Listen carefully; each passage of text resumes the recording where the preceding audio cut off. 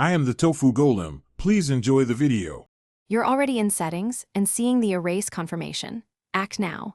Tap back or cancel to stop the local reset flow because the erase only proceeds after you confirm. Once done, make sure not to re-enter the final confirmation. If the phone asks for your passcode to continue, provide it only to verify identity and then exit to avoid accidental confirmation. This prevents the device from starting the irreversible wipe process.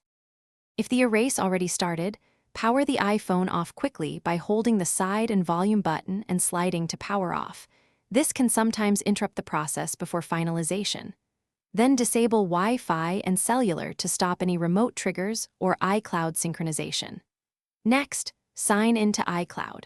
Calm on a computer and cancel any pending remote erase or remove the device from your account. Doing this while the iPhone is offline prevents the remote command from executing once it reconnects.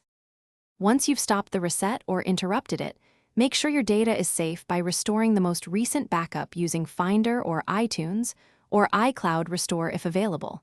This recovers settings and apps. If activation lock appears, sign out then back into your Apple ID to clear it, and verify the device is listed in iCloud devices. If you can't stop the erase or the phone won't restore, contact Apple support or visit an Apple store for hands-on recovery assistance. This is the fastest path to resolve deep issues. Thanks for watching.